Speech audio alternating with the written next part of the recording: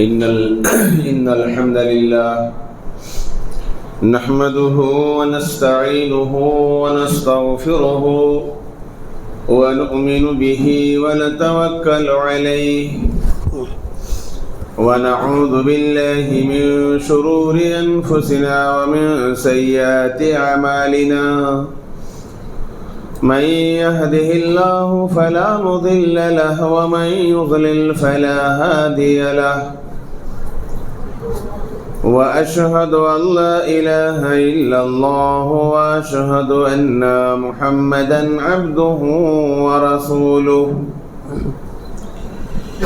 يا أيها الذين آمنوا اتقوا الله حق تقاته ولا تموتن إلا وأنتم مسلمون يا أيها الناس اتقوا ربكم الذي خلقكم من نفس واحدة وخلق منها زوجها وبث منهما رجالا كثيرا ونساء واتقوا الله الذي تساءلون به والأرحام إن الله كان عليكم رقيبا يا أيها الذين آمنوا اتقوا الله وقولوا قولا سديدا يصلح لكم أعمالكم ويغفر لكم ذنوبكم ومن يطع الله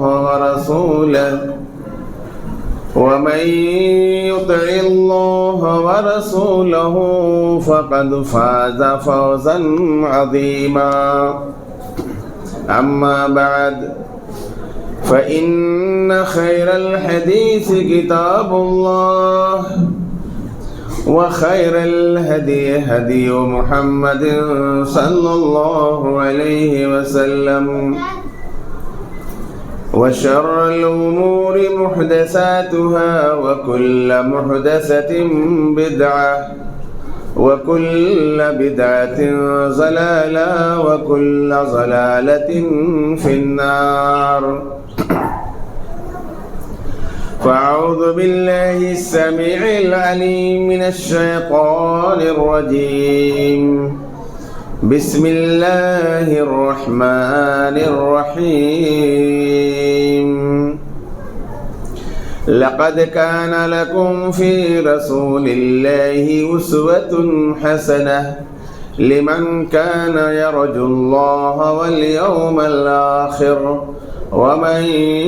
يتول فإن الله هو الغني الحميد وقال النبي صلى الله عليه وسلم عن عائشة وحفصة زوج النبي صلى الله عليه وسلم لا يحل لامرأة تؤمن بالله ورسوله أن تحد على ميت فوق 3 ليال إلا على زوجها 4 أشهر وعشرا وقال النبي صلى الله عليه وسلم من عمل عملا ليس عليه أمرنا فهو رد दीनी मिल्ली भाइयों, मुहतरम बुजुर्गों और दोस्तों, अजीज बच्चों, माओ बहनों और बेटियों, हर तरह की तारीफ हम्द व सना, हर तरह की बड़ाई और बुजुर्गी, हर तरह का जाहो जलाल, तस्बीह व तहमीद, हम्द व सना सब कुछ अल्लाह रब्बुल आलमीन के लिए है, जो अकेला और तन्हा इस सारी कायनात का खालिक, मालिक, हाकिम और राज़िक, मुदब्बिर व मुंतज़िम है। दरूद व सलाम हो अल्लाह के अंबिया पर और उसके रसूलों पर जो कायनात की हिदायत के लिए मबूस किए गए, बिलखुसूस अल्लाह के आखिरी नबी हज़रत मोहम्मद मुस्तफ़ा सल्लल्लाहु अलैहि वसल्लम पर अनगिनत बेशुमार दरूद व सलाम नादिल हों। अल्लाहुम्मा सल्लि अला मुहम्मद व बारिक वसल्लिम। मोहतरम भाइयों, रसूलुल्लाह सल्लल्लाहु अलैहि वसल्लम की ज़ात-ए गिरामी और आपकी ज़ात बाबरकत तमाम दुनिया वालों के लिए रहमत और तमाम दुनिया वालों के लिए एक नेमत है। अल्लाह रब्बुल आलमीन का सबसे बड़ा एहसान हमारे ऊपर यह है कि अल्लाह रब्बुल आलमीन ने हमारे दरमियान हमारे हिदायत व भलाई के लिए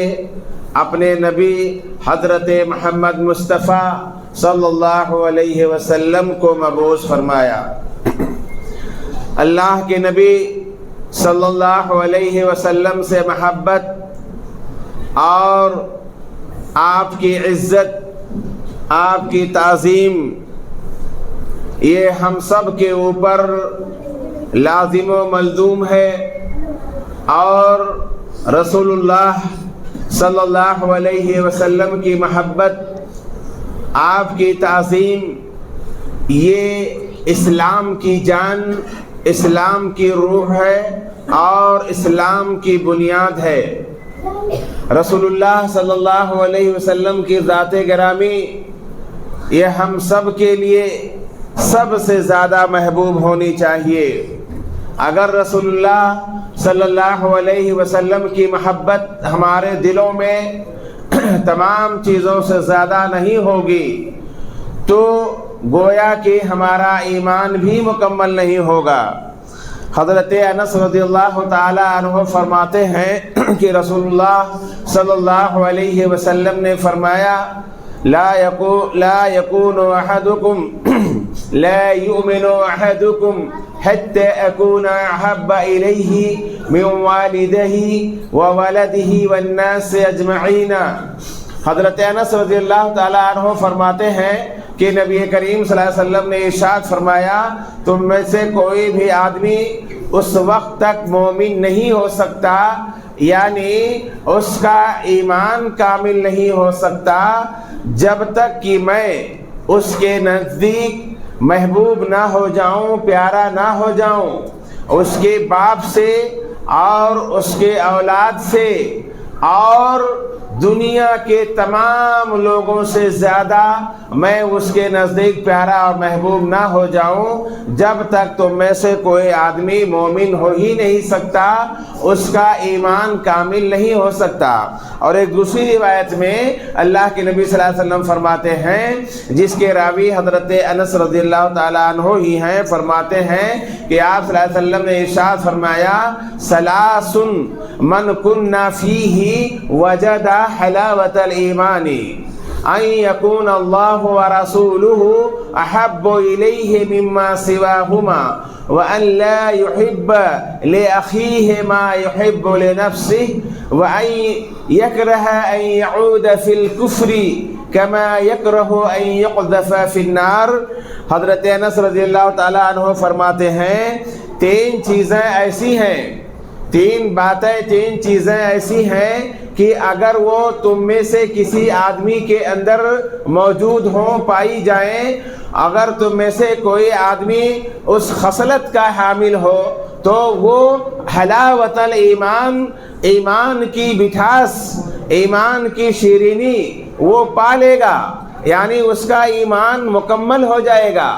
पहली बात तो यह है कि रसूलुल्लाह सल्लल्लाहु अलैहि वसल्लम की ज़ात-ए गिरामी उसके नज़दीक दुनिया की तमाम चीज़ों से ज़्यादा महबूब और प्यारा हो जाए। और दूसरी बात यह है कि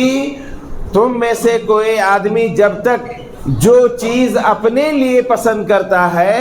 अगर वही चीज़ अपने भाई के लिए पसंद नहीं करेगा तो गोया कि वो आदमी ईमान की हलावत और ईमान की चाशनी, उसकी मिठास नहीं पा सकता। मतलब ये है, जो चीज़ आप अपने लिए पसंद करते हैं कि ये चीज़ आपके पास होनी चाहिए, वही चीज़ आप अपने भाई के लिए भी पसंद करें।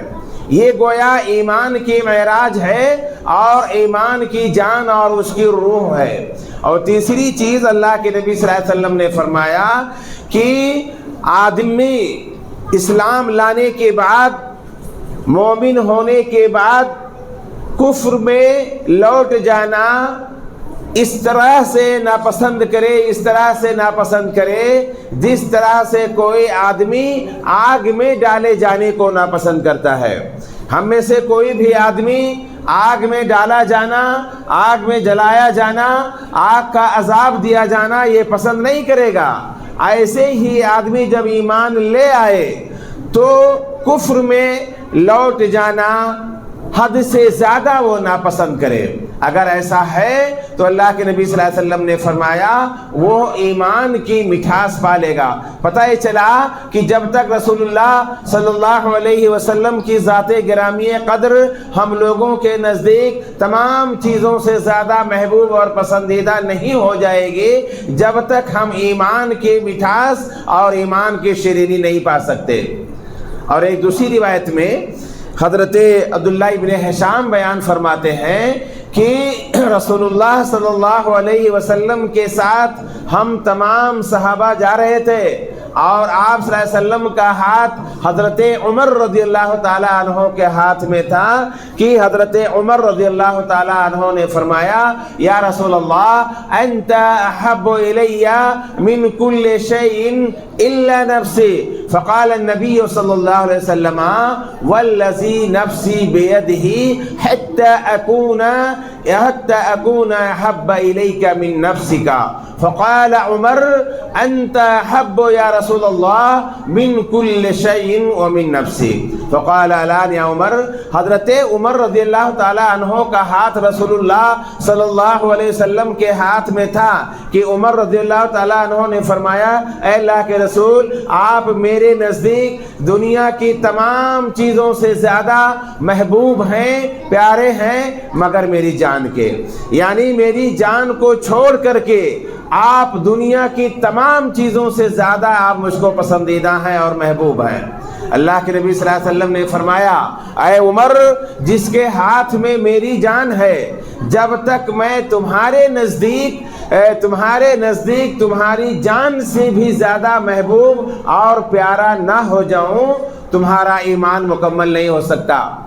حضرت عمر رضی اللہ تعالیٰ عنہ نے فرمایا اے اللہ کے رسول آپ میرے نزدیک میری جان سے بھی زیادہ محبوب ہیں۔ تو آپ صلی اللہ علیہ وسلم نے فرمایا الآن یا عمر، اے عمر اب جا کر کے تمہارا ایمان مکمل ہوا۔ یہ رسول اللہ صلی اللہ علیہ وسلم کی محبت ہے اور آپ سے مودت ہے اور آپ کی تعظیم ہے کہ دنیا کی تمام چیزیں ہماری نظروں میں رسول اللہ صلی اللہ علیہ وسلم کے آگے ہیچ ہیں، دنیا کی تمام چیزوں کی کوئی قدر نہیں ہے رسول اللہ صلی اللہ علیہ وسلم کی ذات گرامی کو ہوتے ہوئے۔ دوستو رسول اللہ صلی اللہ علیہ وسلم کے صحابہ اور آپ کے ساتھی یہ آپ سے کتنی زیادہ محبت کرتے تھے، اتنی زیادہ محبت کرتے تھے کہ ہم اور آپ اپنے تصور میں نہیں لا سکتے، ہم اور آپ سوچ بھی نہیں سکتے ہیں کہ رسول اللہ صلی اللہ علیہ وسلم کے صحابہ اور آپ کی صحابیات کس طرح سے آپ سے اپنی جان سے بھی زیادہ محبت کرتی تھیں۔ آئیے غزوہ احد پر نظر دوڑاتے ہیں۔ حضرت ہند بنت عمر رضی اللہ تعالی عنہا کے شوہر عمر ابن جموح اور ان کے بھائی عبداللہ ابن عمر ابن حرام اور ان کے بیٹے خلاد رضی اللہ تعالی عنہ یہ تینوں جنگ احد میں شہید ہو جاتے ہیں۔ اور وہ ایک ایسی لڑائی تھی جس کے اندر مسلمانوں کا بہت زیادہ جانی نقصان ہوا تھا، 70 صحابہ شہید ہو گئے تھے اور خود رسول اللہ صلی اللہ علیہ وسلم زخمی ہو گئے، آپ کے سر میں زخم آیا، آپ کے چہرے میں زخم آیا اور آپ کے دانت بھی ٹوٹ گئے تھے۔ یہ ہند بنت عمر رضی اللہ تعالی عنہا غزوہ احد کی طرف جا رہی تھی تاکہ جنگ کی کیفیت اور اس کی حالت معلوم کریں کہ وہاں پر مسلمانوں کی پوزیشن کیا ہے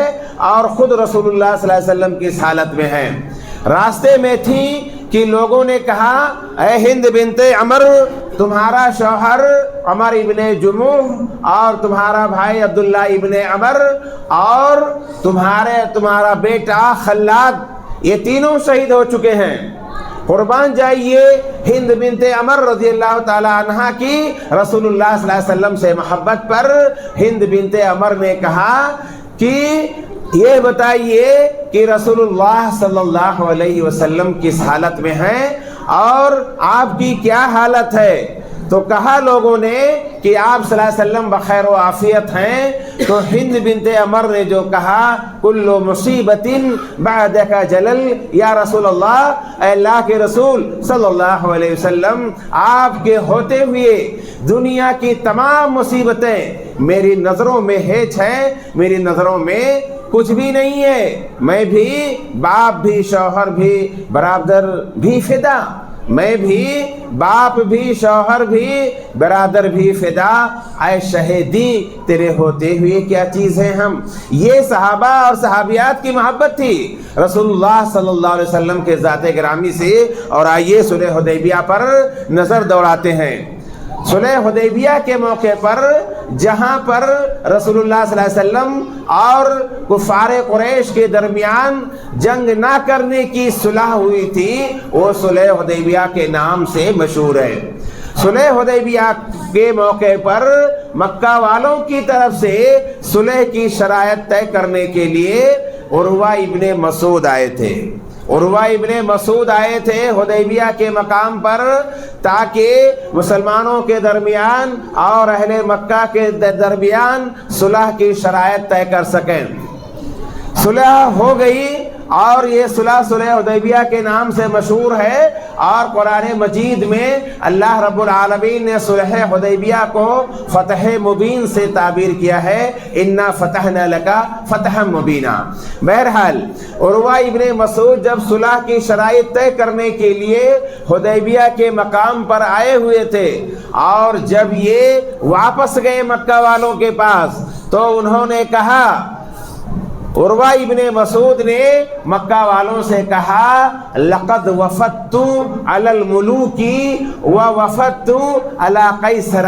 وکسرى فما رأيت وحدا يعظم اصحابه كما يعظم اصحاب محمدا صلی اللہ علیہ وسلم وما تنخم نخامة الا وقعت في كف يد من اصحابه وَإِذَا تَوَزَّأَ كَادُوا يَقْتَتِلُونَ عَلَى وَضُوئِهِ وَإِذَا تَكَلَّمَ خَفَضُوا أَصْوَاتَهُمْ كَأَنَّمَا عَلَى رُؤُوسِهِمُ الطَّيْرُ۔ عروہ ابن مسعود بیان فرماتے ہیں کہ میں بڑے بڑے بادشاہوں کے پاس گیا، وفد لے کر کے گیا، سفارت کے لیے بڑے بڑے بادشاہوں کے پاس گیا، سفیر بن کر کے گیا میں، اور میں روم کے بادشاہ قیصر کے پاس گیا، اور میں ایران کے بادشاہ کسریٰ کے پاس گیا، لیکن میں نے کسی بھی بادشاہ کے ساتھیوں کو اور اس کے درباریوں کو اتنا تعظیم کرتے ہوئے نہیں دیکھا جتنی تعظیم اور عزت کرتے ہوئے میں نے رسول اللہ صلی اللہ علیہ وسلم کے ساتھیوں کو دیکھا ہے، کہ وہ آپ کی اس قدر تعظیم کرتے ہیں، اس قدر تعظیم کرتے ہیں کہ اگر رسول اللہ صلی اللہ علیہ وسلم جب وہ تھوکتے ہیں تو آپ کا تھوک زمین پر نہیں گرنے پاتا، الا وقعت فی کف ید من اصحابہ، مگر وہ تھوک رسول اللہ صلی اللہ علیہ وسلم کے ساتھیوں کے کسی ہتھیلی پر جا گرتا ہے، فدلک بها وجہہ وجلدہ، اور وہ اسے لے کر اپنے چہرے اور اپنے جو ہے کھال پر، اپنے جسموں پر مل لیا کرتے ہیں۔ یہ محبت تھی، یہ رسول اللہ صلی اللہ علیہ وسلم سے محبت تھی۔ اور جب اللہ کے نبی جب وضو کرتے ہیں وَإِذَا تَوَضَّأَ، اور جب آپ وضو کرتے ہیں كَادُوا يَقْتَتِلُونَ عَلَى وَضُوئِهِ، تو صحابہ آپس میں رسول اللہ صلی اللہ علیہ وسلم کے وضو کے پانی کو لینے کے لیے آپس میں جھگڑ پڑتے ہیں، ایک دوسرے سے آگے بڑھنے کی کوشش کرتے ہیں، یہ محبت تھی۔ وَإِذَا تَكَلَّمَ، اور جب رسول گفتگو کرتے ہیں تو خفضوا اصواتهم، تو وہ ہمہ گوش ہوتے ہیں اور اپنی آواز کو پست کر لیتے ہیں، بالکل ایسے ہی جیسے کہ ان کے سروں پر پرندے ہوں کہ اگر وہ اپنے سر کو حرکت دیں گے تو پرندے اڑ جائیں گے۔ یعنی اس قدر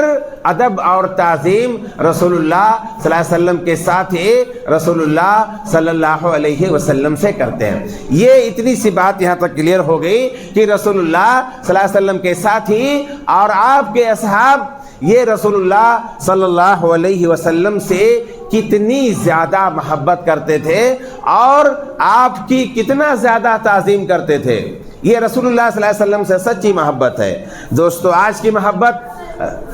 کی محبت رسول اللہ صلی اللہ علیہ وسلم سے صرف دکھاوے کے علاوہ اور کچھ بھی نہیں ہے۔ آپ صلی اللہ علیہ وسلم کے فرمان اور آپ صلی اللہ علیہ وسلم کے سنت اور آپ کے احادیث مبارکہ کے کھلا خلاف ورزی کی جا رہی ہے اور نافرمانی کی جا رہی ہے، اور آپ صلی اللہ علیہ وسلم کی نافرمانی کر کے کوئی بھی آدمی رسول اللہ صلی اللہ علیہ وسلم سے محبت کا دعوے دار نہیں ہو سکتا ہے۔ آپ سے محبت کا دعویٰ یہ نہیں ہو سکتا ہے کہ ادھر رسول صلی اللہ علیہ وسلم کے فرمان کی اور آپ کے احادیث کی نافرمانی کرو اور آپ سے محبت کا اظہار بھی کرو۔ تعصی الرسول وانت تظہر حبہ، رسول کی نافرمانی کرتے ہو اور آپ سے محبت کا اظہار کرتے ہو۔ ایک طرف نافرمانی اور ایک طرف زبانی جمع خرچ محبت کا اظہار کرتے ہو۔ هذا الامر فی القیاس بدیع، یہ تو ایک ایسی بات ہے جو کہ عقل میں آنے والی بات نہیں ہے، عقل میں آنے والی بات نہیں ہے۔ دوستو، 12 ربیع الاول کے تعلق سے کچھ بات ہو جائے۔ یہ ہے کیا چیز اور اس دن لوگ کیا کیا نہیں کرتے؟ پہلے تو ہم یہ معلوم کر لیں کہ رسول اللہ صلی اللہ علیہ وسلم کی تاریخ پیدائش کیا ہے۔ رسول اللہ صلی اللہ علیہ وسلم کی تاریخ وفات کے بارے میں ساری امت کا اتفاق ہے، ساری امت اس بات پر متفق ہے کہ رسول اللہ صلی اللہ علیہ وسلم کی وفات بروز پیر 12 ربیع الاول سن 11 ہجری کو ہوئی ہے۔ سب کا اتفاق ہے، اس میں کوئی اختلاف نہیں ہے۔ لیکن رسول اللہ صلی اللہ علیہ وسلم کی تاریخ پیدائش میں زبردست اختلاف ہے۔ بعض لوگوں نے 12 ربیع الاول کہا ہے اور بعض لوگوں نے تو 8 ربیع الاول کہا ہے۔ اہل سنت والجماعت کے بڑے امام احمد رضا بریلوی نے لکھا ہے کہ آپ صلی اللہ علیہ وسلم کی تاریخ پیدائش 8 ربیع الاول ہے، 8 ربیع الاول ہے۔ اور اسی طرح سے سیرت النبویہ کے اندر بھی ہے کہ آپ صلی اللہ علیہ وسلم کی تاریخ پیدائش جو ہے 8 ربیع الاول ہے۔ اب رسول اللہ صلی اللہ علیہ وسلم کی تاریخ پیدائش میں زبردست اختلاف ہے، لیکن تاریخ وفات کے بارے میں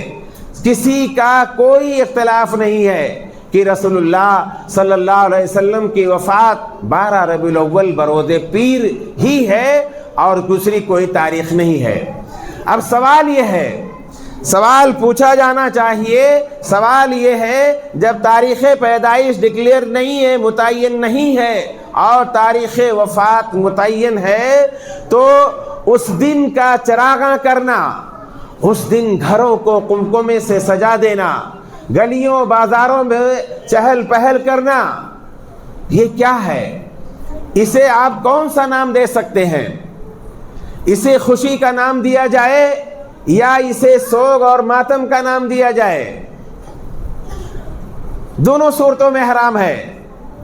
اگر آپ اسے خوشی کا نام دیتے ہیں، چراغاں کرتے ہیں اور کہتے ہیں کہ اس تاریخ میں رسول اللہ صلی اللہ علیہ وسلم کی پیدائش ہوئی ہے اور ہم آپ کی آمد پر اور آپ کی پیدائش پر جشن منا رہے ہیں، خوشیاں منا رہے ہیں، تو کیا ہے یہ چیز؟ آپ کی وفات کے دن اس طرح کی خوشیاں منانا یہ ایک مسلمان کے لیے کہاں زیب دیتا ہے؟ اور یہ کیسا محبت ہے، کس طرح سے رسول صلی اللہ علیہ وسلم سے محبت کا اظہار ہے۔ آپ صلی اللہ علیہ وسلم کی وفات کے موقع پر پورے مدینہ کے اندر کوہرام مچا ہوا تھا، سارے صحابہ اپنے ہوش و حواس میں نہیں تھے، ہر آدمی فکر مند تھا، ہر آدمی پریشان تھا، اور بعض صحابہ ایسے بھی تھے کہ جن کو رسول اللہ صلی اللہ علیہ وسلم کی وفات کا یقین نہیں آ رہا تھا، انہی میں حضرت عمر رضی اللہ تعالیٰ عنہ بھی تھے، اور جلال میں تیش میں آگے کہا کہ اتنے زیادہ غمزدہ تھے حضرت عمر کہ اگر کوئی یہ کہہ دے کہ رسول اللہ صلی اللہ علیہ وسلم کی وفات ہوئی ہے تو میں اس کی گردن اڑا دوں گا۔ اور دیگر جو صحابہ پر جو تکلیف ہوئی تھی اور جو غم کا جو ماحول تھا وہ کتنا دردناک تھا کہ رسول اللہ صلی اللہ علیہ وسلم اس دنیا میں نہیں رہے۔ حضرت فاطمہ رضی اللہ تعالی عنہا اپنے والد محترم رسول اللہ صلی اللہ علیہ وسلم کی وفات پر کہتی ہیں کہ واہ ابتاہ، اے میرے والد محترم، اے میرے ابو جان، آپ نے اپنے رب کی دعوت کو، آپ نے اپنے رب کے بلاوے کو قبول کر لیا اور آپ اپنے رب کے پاس چلے گئے۔ وَيَا جِبْرَئِيلَ نَنْعَاهْ، اور اے جبرائیل ہم تم سے شکایت کرتے ہیں، ہم تم سے شکوہ کرتے ہیں۔ حضرت انس رضی اللہ تعالی عنہ سے حضرت فاطمہ رضی اللہ تعالی عنہ نے فرمایا کہ اے انس، تمہاری طبیعتوں نے کیسے یہ گوارا کر لیا کہ رسول اللہ صلی اللہ علیہ وسلم کے جسد اطہر پر، آپ کے جسم مبارک پر مٹی ڈال سکو، یہ بات تمہاری اندر کیسے پیدا ہوئی اور کس طرح سے تم نے اس چیز کو گوارا کر لیا۔ تو دوستو، رسول اللہ صلی اللہ علیہ وسلم کی وفات پر سارا مدینہ متفکر تھا، سارا مدینہ غمزدہ تھا اور سب کے سب پریشان تھے۔ لیکن آج اس تاریخ میں خوشی منانا، جشن منانا، یہ کون سا اسلام ہے اور کون سا دین ہے یہ؟ جبکہ رسول اللہ صلی اللہ علیہ وسلم فرماتے ہیں کہ من عمل عملا ما لیس علیہ امرنا فہو رد، جس معاملے پر اور جس کام پر میری مہر نہ لگی ہو اور اگر کوئی آدمی اسے کرتا ہے تو وہ عمل، وہ کام مردود ہے، گرچہ ظاہری طور پر وہ کام ثواب کا ہی کیوں نہ ہو، لیکن وہ عمل مردود ہے، وہ عمل اللہ کے یہاں رد ہے، اس پر کوئی ثواب نہیں ملنے والا ہے، کوئی ثواب نہیں ملے گا اس پر۔ رسول اللہ صلی اللہ علیہ وسلم کے کچھ ساتھی یہ آپ صلی اللہ علیہ وسلم کے ازواج مطہرات کے پاس آئے اور ان لوگوں نے رسول اللہ صلی اللہ علیہ وسلم، تھوڑا سا آپ لوگ آگے آ جائیے، پیچھے کچھ بھائی کھڑے ہیں، تھوڑا سا مٹ جائیے، آگے آ جائیے تاکہ ان کو بھی جگہ مل جائے۔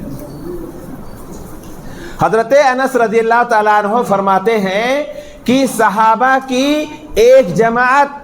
یہ رسول اللہ صلی اللہ علیہ وسلم کی بیویوں کے پاس اور آپ کے ازواج کے پاس آئی اور ان لوگوں نے رسول اللہ صلی اللہ علیہ وسلم کی عبادت کے بارے میں پوچھا کہ رسول اللہ صلی اللہ علیہ وسلم کس طرح عبادت کرتے ہیں اور آپ کا دن و رات کا معمول کیا ہے اور آپ ان میں عمل کیا کرتے ہیں۔ ازواج مطہرات نے ان لوگوں کو رسول اللہ صلی اللہ علیہ وسلم کی عبادت کے بارے میں بتلا دیا کہ آپ یہ عبادت کرتے ہیں اور آپ کا ایسا ایسا معمول ہے۔ ان لوگوں نے کہا وَمِنْ أَيْنَ نَحْنُ مِنَ النَّبِيِّ صلی اللہ علیہ وسلم قَدْ غَفَرَ اللَّهُ لَهُ مَا تَقَدَّمَ مِنْ ذَنْبِهِ وَمَا تَأَخَّرَ۔ ان لوگوں نے کہا کہ ہمارا رسول اللہ صلی اللہ علیہ وسلم سے کیا مقابلہ ہے، رسول اللہ صلی اللہ علیہ وسلم کے اگلے اور پچھلے تمام طرح کی خطائیں یہ بخش دی گئی ہیں، تو ہمارا آپ سے کوئی موازنہ، کوئی مقابلہ نہیں ہے، ہمیں تو اور زیادہ عمل کرنے کی ضرورت ہے۔ تو ان میں سے ایک آدمی نے کہا انی اصوم فلا افطر ابدا، اب تو میں روزہ رکھوں گا اور کبھی روزہ نہیں توڑوں گا۔ برابر روزہ رکھوں گا، مستقل روزہ رکھوں گا اور روزہ افطار نہیں کروں گا، روزہ توڑوں گا نہیں۔ دوسرے نے یہ کہا انی اقوم اللیل فلا انام، میں رات بھر قیام کروں گا اور سوؤں گا نہیں۔ دیکھیے یہ عمل ظاہری طور پر کتنا اچھا لگ رہا ہے، یہ عمل پورا سال روزہ رکھنا کتنا اچھا عمل لگ رہا ہے، ساری رات جاگ جاگ کر اللہ کی عبادت کرنا کتنا اچھا لگ رہا ہے، کتنا اچھا عمل ہے یہ، لیکن اس پر رسول اللہ صلی اللہ علیہ وسلم کی مہر نہیں ہے۔ اور تیسرے نے کہا کہ انی اعتزل النساء فلا اتزوج ابدا، کہ میں تو عورتوں سے الگ رہوں گا اور میں کبھی بھی نکاح اور شادی نہیں کروں گا۔ اور یہ کہہ کر وہ لوگ چلے گئے۔ جب آپ صلی اللہ علیہ وسلم آئے، ازواج مطہرات نے آپ صلی اللہ علیہ وسلم کو یہ باتیں بتائی کہ کچھ لوگ آئے تھے اور انہوں نے ایسا اور ایسا کہا ہے۔ فجاء رسول اللہ صلی اللہ علیہ وسلم الیہم فقال انتم الذین قلتم کذا وکذا،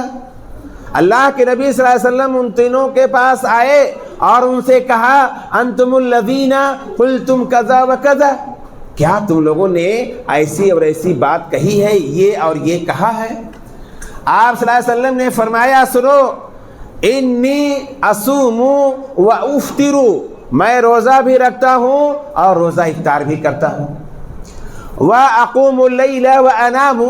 میں رات میں شب بیداری بھی کرتا ہوں، جاگ کر تہجد بھی پڑھتا ہوں اور سوتا بھی ہوں، واتزوج النساء، اور میں عورتوں سے نکاح بھی کرتا ہوں، فمن رغب عن سنتی فلیس منی، جس نے ہماری سنت سے اعراض کیا، جس نے ہماری سنت سے اعراض کیا وہ ہمارے طریقے پر نہیں، ہم میں سے نہیں ہے۔ تو آپ نے سنا کہ یہ عمل جو صحابہ کا، جو انہوں نے یہ کہا تھا کہ ہم سارا زمانہ روزہ رکھیں گے، سارا سال روزہ رکھتے رہیں گے اور ساری رات عبادت کرتے رہیں گے اور عورتوں سے نکاح ہی نہیں کریں گے تاکہ ہم دنیا داری میں نہ پھنسیں اور اللہ کی عبادت اس کی بندگی کرتے رہیں۔ لیکن اب چونکہ یہ عمل ایسا عمل تھا جس پر رسول اللہ صلی اللہ علیہ وسلم کی مہر نہیں ہے، اس لیے یہ جائز نہیں ہے، اور آپ صلی اللہ علیہ وسلم نے ان کو روکا اور ان کو منع فرمایا۔ تو دوستو یہ 12 ربیع الاول کا جو جشن ہے یہ رسول اللہ صلی اللہ علیہ وسلم کی وفات کے 630 سال کے بعد ایجاد میں آیا، وجود میں آیا، اور اس کا موجد جو ہے مظفر الدین ککبوری ہے، اس نے ایجاد کیا تھا، یہ بادشاہ تھا اپنے زمانے کا، اور اس نے لوگوں کو حکم دے دیا چراغاں کرنے کا، گھروں کو روشن کرنے کا، اور اس دن اچھے سے اچھا پکوان پکانے کا، یہ ہے اس نے ایجاد کیا۔ اور ایک شخص تھا عمر، اس نے جو ہے عالم تھا وہ، اور اس نے بادشاہ کے اس حکم پر صداقت کی مہر لگا دیا، کہا یہ صحیح ہے۔ اس کے بعد سے یہ چیز جو ہے ایجاد میں آ گئی۔ ہمارے ہندوستان میں بھی یہ چیز بغداد سے ہوتے ہوتے یہاں آئی، اور پہلے 12 وفات کے نام سے مشہور تھی، 12 وفات مناتے تھے لوگ۔ کیا تماشا ہے، یعنی آپ صلی اللہ علیہ وسلم کی وفات اور وفات کے دن جلوس، اور جلوس میں جشن اور چراغاں اور طرفہ۔ تماشا یہ ہے کہ ڈی جے بجانا، زور زور سے باجا بجانا، ڈی جے بجانا، جس سے کہ لوگوں کو سخت ترین تکلیف ہوتی ہے، بہت ساری اموات بھی ہو جاتی ہیں۔ یہ کہاں کا ہے، یہ کہاں کا رقص اور سرور، اور کہاں کا ڈی جے اور باجا گانا بجانا، جبکہ رسول اللہ صلی اللہ علیہ وسلم فرماتے ہیں ان اللہ بعثنی رحمتن، ان اللہ بعثنی رحمتن وامرنی ان امحق المزامیر والبرابط۔ یہ ڈھول اور تاشے، یہ ڈی جے، یہ باجے جو لوگ بجاتے ہیں اور کہتے ہیں رسول اللہ سے محبت کا اظہار ہے، رسول صلی اللہ علیہ وسلم سے محبت میں کرتے ہیں، اور اگر کوئی یہ کام نہ کرے تو اسے کہیں گے بہت بڑا گستاخ رسول ہے، بہت بڑا گستاخ رسول ہے، یہ تو رسول سے محبت ہی نہیں کرتا، یہ کافر ہو گیا۔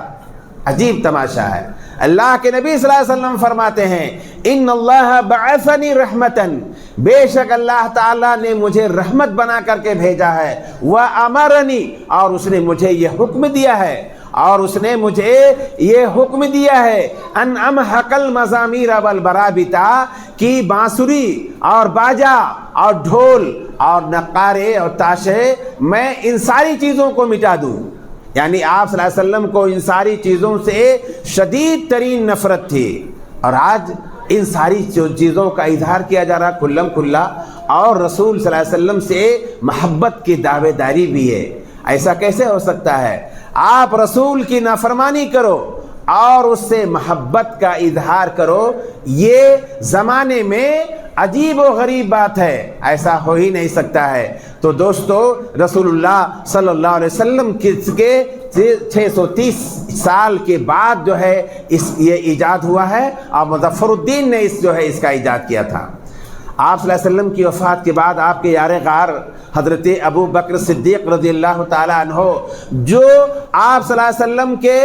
جن کی بیٹی رسول اللہ صلی اللہ علیہ وسلم کی نکاح میں تھی، دامادی کا رشتہ تھا، سسر دامادی کا رشتہ تھا حضرت ابو بکر میں اور آپ صلی اللہ علیہ وسلم میں۔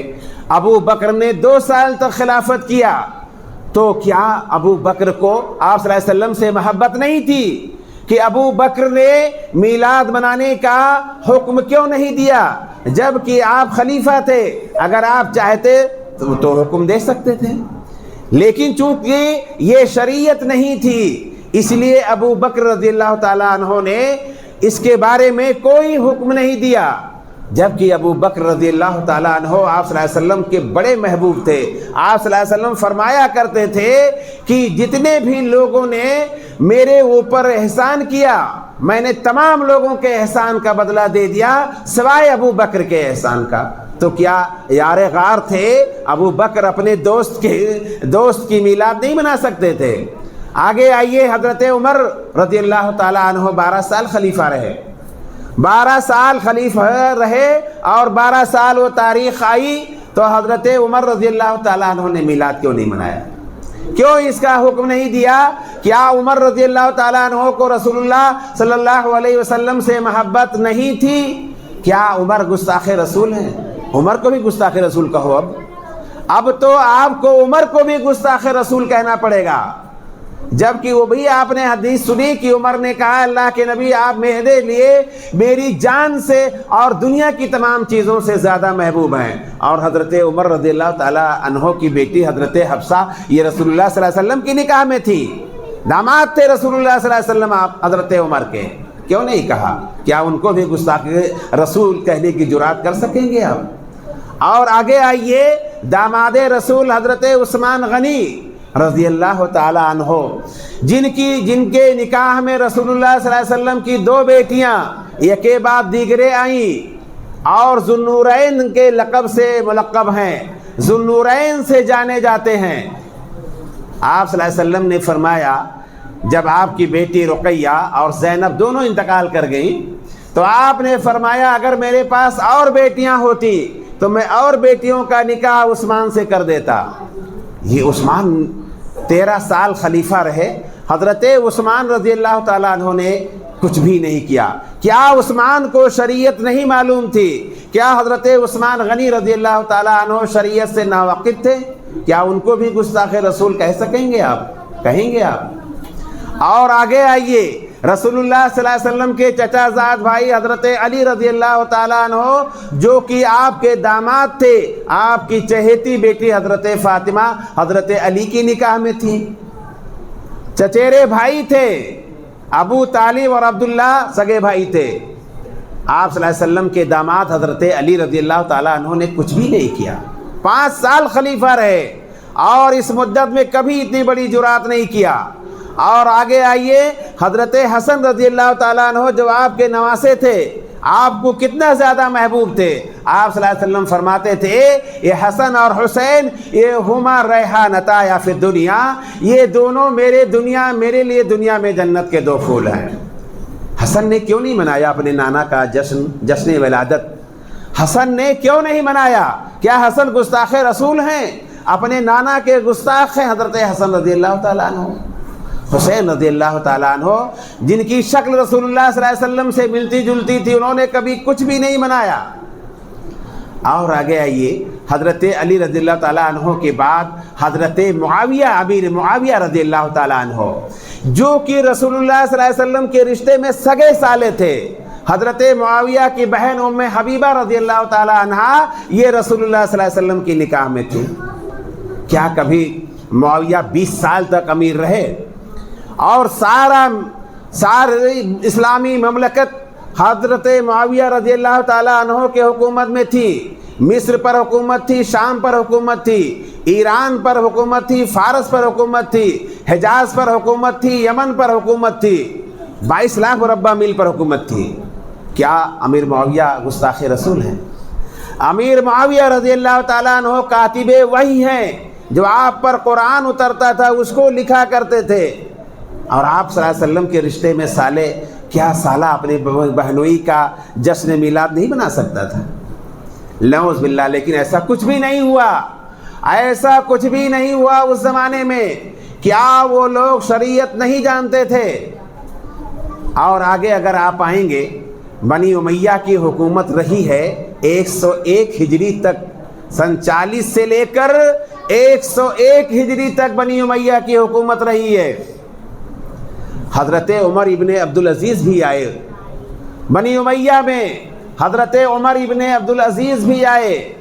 جو کہ حضرت عمر رضی اللہ تعالی عنہ کے نواسے ہوتے تھے رشتے میں۔ انہوں نے نہیں منایا میلاد انہوں نے نہیں منایا، جبکہ ان کی خلافت کا زمانہ وہ زمانہ تھا کہ لوگ بڑے عیش و آرام میں تھے، ہر طرح خوشحالی فارغ البالی تھی، مال و دولت کی کثرت تھی۔ یہی عمر ابن عبدالعزیز ہیں جن کے زمانے میں لوگ اپنے صدقہ اور خیرات کو لے کر گھوما کرتے تھے اور چاہتے تھے کوئی صدقہ زکوٰۃ لینے والا مل جائے، لیکن کوئی صدقہ قبول کرنے والا نہیں تھا۔ یہ عمر ابن عبدالعزیز ہیں، آپ نے بھی کبھی اس کی جسارت اور جرأت نہیں کیا۔ ابو حنیفہ کا دور آیا، امام مالک کا دور آیا، امام احمد ابن حنبل کا دور آیا، اور امام شافعی کا دور آیا، کبھی کسی نے کچھ نہیں کیا۔ امام احمد ابن حنبل رضی اللہ تعالیٰ عنہ بڑے محدث، انہوں نے 12 میلاد 12 وفات منایا ہی نہیں، 12 وفات ہی کہہ لیجئے اس کو، کیونکہ تاریخ وفات پر کوئی اختلاف نہیں ہے کہ اسی تاریخ میں رسول اللہ صلی اللہ علیہ وسلم کی وفات ہوئی ہے، اور تاریخ میلاد جس دن آپ کی پیدائش ہوئی اس کے بارے میں بہت سارے اختلاف ہے۔ تو دوستو، یہ مختصر سی چند باتیں تھیں جو آپ کو بتانے کی کوشش کی گئی، سمجھانے کی کوشش کی گئی کہ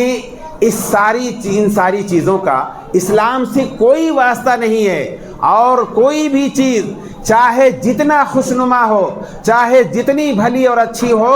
اگر وہ دین کا حصہ نہیں ہے، رسول اللہ صلی اللہ علیہ وسلم کی مہر اگر اس کے اوپر نہیں لگی ہے تو وہ دین ہو ہی نہیں سکتا ہے، اور ہمیں اس کے قریب بھی نہیں جانا ہے۔ اللہ رب العالمین سے دعا کرتا ہوں الہ العالمین ہمیں ہمارے دلوں کے اندر رسول اللہ صلی اللہ علیہ وسلم کی محبت اور آپ کی الفت پیدا فرما دے۔ الہ العالمین رسول اللہ صلی اللہ علیہ وسلم کے طریقے پر اور آپ کی سنتوں پر عمل پیرا ہونے کی توفیق عطا فرما۔ الہ العالمین ہم تمام لوگ جب تک دنیا کے اندر زندہ ہوں، ایمان پر زندہ ہوں، الہ العالمین جب ہمارا خاتمہ ہو ایمان پر ہمارا خاتمہ ہو، الہ العالمین ہمارے بھائی جو پریشان ہیں ان کی پریشانیوں کو دور فرما دے، الہ العالمین جو بیمار ہیں انہیں شفائے کلی عطا فرما دے، الہ العالمین ہمارے والدین، ہمارے ماں باپ اور دنیا کے تمام مومن اور تمام مومنات پر رحم فرما۔ الہ العالمین ہمارے دوست احباب، ہمارے رشتہ دار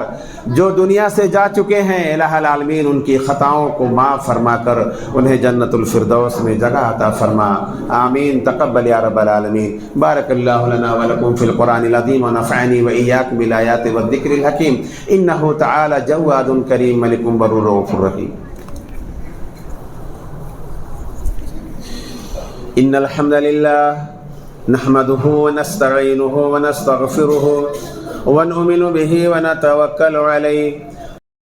باللہ من شرور انفسنا ومن سیئات اعمالنا من يهده الله فلا مضل له ومن يضلل فلا هادي له